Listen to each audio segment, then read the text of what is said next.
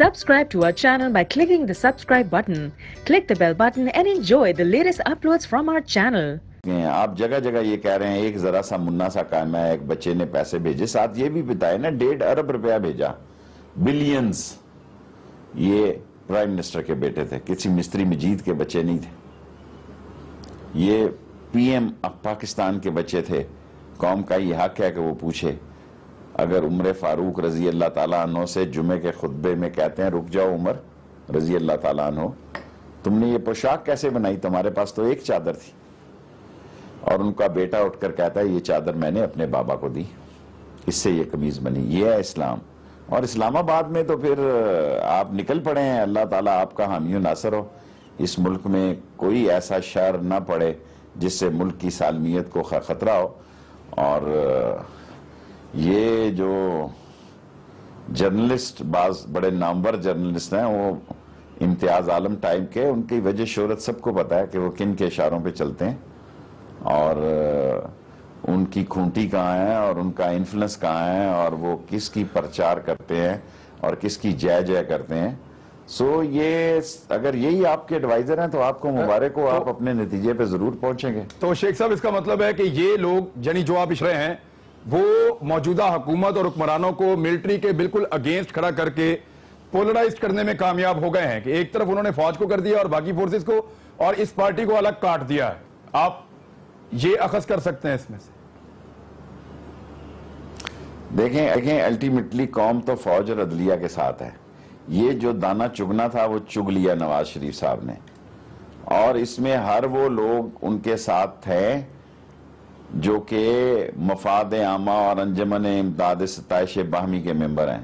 اس کا نتیجہ کیا ہوگا اس کے بارے میں کچھ نہیں کہہ سکتا. میں نے آپ کو آج پہلی دفعہ تکرار میں کہہ دیا کہ یہ 4 مہینے بہت اہم ہے. 30 دسمبر. ٹھیک ہے شیخ صاحب, لال حویلی پہ آ جائیں. آپ لال حویلی پہ جلسہ کرنا چاہتے ہیں لیاقت باغ میں. اب لال حویلی ہوگی تو کریں گے. صدیق الفاروق کہہ رہے ہیں جی ہم نے واپس لے لینی ہے, وہ جو آپ کی زمین ہے وہ آپ کے حوالے کریں گے, باقی سارا قبضہ لے لیں گے وہ آپ سے. ہے کتنی جو لے لیں گے اور قبضہ ہمیں دے دیں گے اور واپس لے لیں گے. سر جی ہے ہی 3 اور 4 مرلے یا زیادہ 5 مرلے ہوگی, اور اوپر کی چھت ہے. لے لیں جی, اللہ مالک ہے. اس بلڈنگ کو بھی اللہ نے, ہمیں بلڈنگ کی وجہ سے اور بلڈنگ کو ہماری وجہ سے عزت گئی ہے. اگر وہ سمجھتے ہیں کہ طاقت کے زور پر لے سکتے ہیں, کل پرسوں بھی انہوں نے حملہ کی کوشش کی, میں بھی پرسوں یہ پھر حملہ کریں, ہم قانون کو ہاتھ میں نہیں چھوڑیں گے جی. اور میں تھانہ سیکریٹریٹ میں پرچہ لکھا آیا ہوں, راول پنڈی وارث خان میں لکھا دیا ہے. اگر میں مارا گیا, میری املاک کو نقصان ہوا, میرے کسی سپورٹروں کو نقصان ہوا, تو نواز شریف اور ان کا خاندان اور عابد شیر علی اور کیپٹن صفدر اس کے ذمہ دار ہوں گے. میں تو اتنا ہی کر سکتا ہوں نا قانون کے دائرے میں. باقی جب وقت آئے گا, جب لیں گے تو دیکھی جائے گی. ابھی تک تو نہیں لے سکے, ابھی تک تو ہم وہیں پہ ہیں. جب وقت آئے گا تو دیکھی جائے گی. ٹھیک ہے, اب اس کو آپ انتقام سمجھتے ہیں؟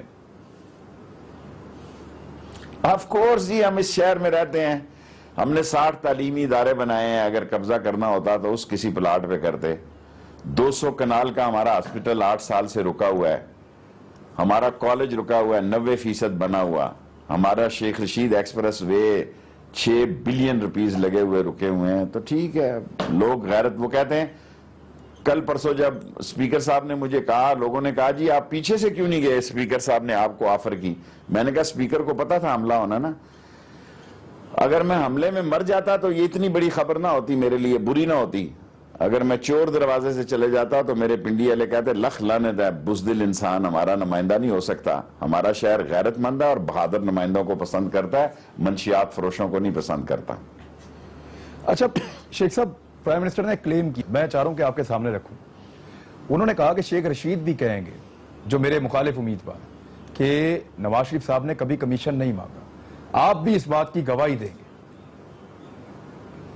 شاید خاقان صاحب نے کلیم کی. میں خواجہ آصف, میں تو اس پرائم منسٹر پر تیار بیٹھا ہوں. اتنی بڑی خبر دی ہے آپ کو کہ آپ کے چینل پہ آ جائیں, دستی استعفیٰ دوں گا اگر میں نہ ثابت کر سکا کہ ان کی کمیشن بھی ہے اور LNG بھی مہنگی ہے اور یہ پارٹنر بھی ہیں.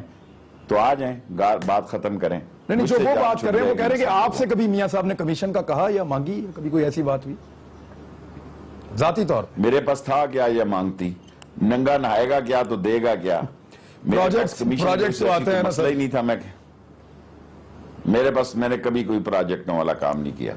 मैं एक रेलवे में गया, वहां पहला ऑर्डर ये दिया कि जो चीज बनेगी पाकिस्तान में बनेगी, 1 रुपए की इंपोर्ट नहीं की। ठीक है। मैं इंडस्ट्री में गया, वो भी आपके सामने है। इंफॉर्मेशन में मैंने आप सब लोगों को लाइसेंस दिए। मौजूदा जो वजीर आज़म पाकिस्तान है उनको तो सिक्योरिटी उसके मुताबिक मिली है, लेकिन नवाज शरीफ साहब को ब्लू बुक जो है उसकी खिलाफ वर्जी पे सिक्योरिटी मिल रही है। 2 18वें ग्रेड के अफसरान हैं, बहुत सारे पुलिस वाले हैं।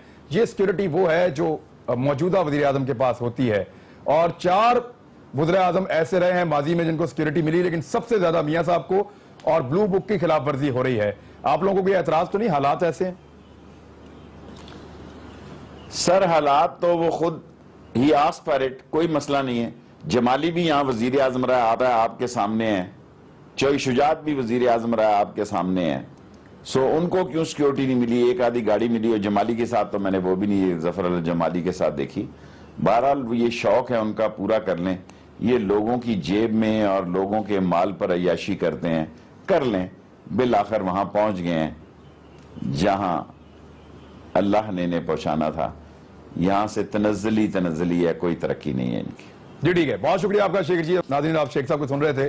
प्रोग्राम ज्वाइन करने के लिए बहुत शुक्रिया। कल मुलाकात होगी, अपना ख्याल रखिएगा। अल्लाह हाफ़िज़।